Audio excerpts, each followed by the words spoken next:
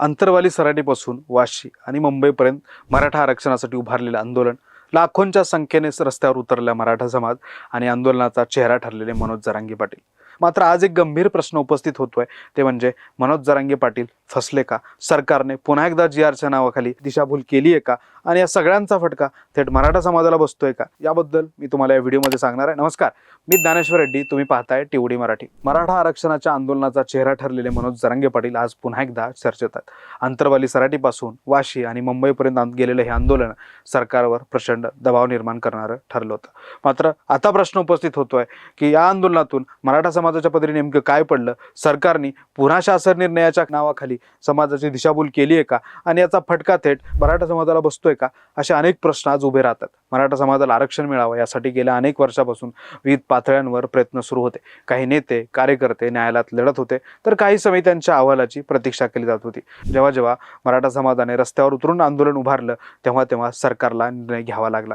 याच पार्श्वभूमीवर मनोज जरांगे पाटील यांनी अंतरवाली सराटी येथून आंदोलनाची सुरुवात केली. पाहता पाहता हे आंदोलन मराठवाड्यासह संपूर्ण राज्याचा पाठिंबा मिळाला आणि मुंबईपर्यंत हे आंदोलन पोहोचलं.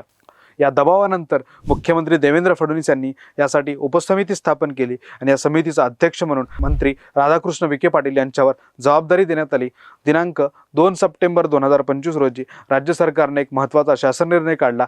मराठा समाजातील ऐतिहासिक नोंदी असलेल्या कुटुंबांना हैदराबाद गॅझेटियरच्या आधारे कुणबी पत्र देण्याचा निर्णय यात जाहीर करण्यात आला आणि सरकारने मराठा समाजाला दिलासा दिल्याचा दावा केला. मात्र या निर्णयाला 3 महिने उलटूनही प्रत्यक्षात समाजाला किती फायदा झाला हा मोठा प्रश्न आहे. आतापर्यंत एकूण 594 अर्ज प्राप्त झाले असून त्यापैकी केवळ 98 जणांना कुणबी प्रमाणपत्र देण्यात आलंय. मराठवाड्याची आकडेवारी पाहिली वास्तव अधिक ठळकपणे समोर येत आहे. संभाजीनगरमध्ये 14 अर्ज प्राप्त झाले, मात्र एकही अर्ज मंजूर झाला नाही. परभणीत 445 अर्जापैकी फक्त 47 अर्ज मंजूर झाले.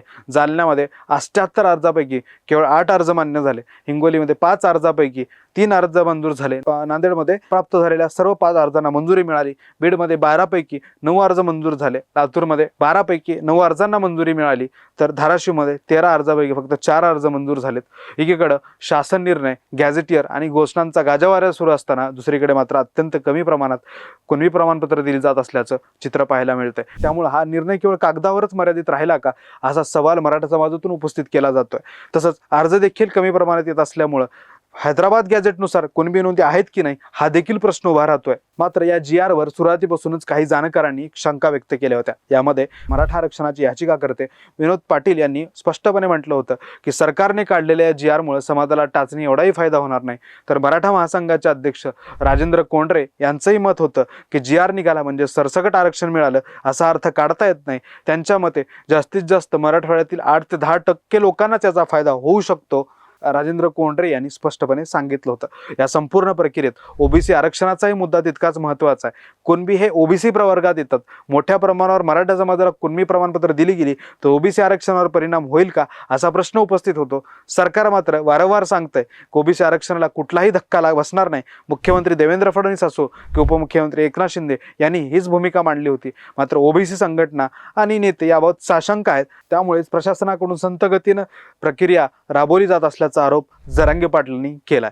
मोठे आंदोलन, मोठ्या घोषणा आणि GR नंतरही जमिनीवरचं वास्तव फारसं बदललेलं दिसत नाही. त्यामुळं अंतरवालीपासून मुंबईपर्यंत उभारलेल्या लढ्यामुळं मनोज जरांगे पाटील यशस्वी झाले की सरकारच्या निर्णयामध्ये अडकले असा प्रश्न उपस्थित होतोय. आणि या सगळ्यात सर्वाधिक नुकसान जर कुणाचं होत असेल तर ते मराठा समाजाचं होतंय. हे वास्तव नाकारता येत नाही. याबद्दल तुम्हाला काय वाटतं ते तुम्ही कमेंट करून सांगायला विसरू नका. तसंच आपल्या चॅनलला सबस्क्राईब करा, लाईक करा, व्हिडिओला शेअर करा.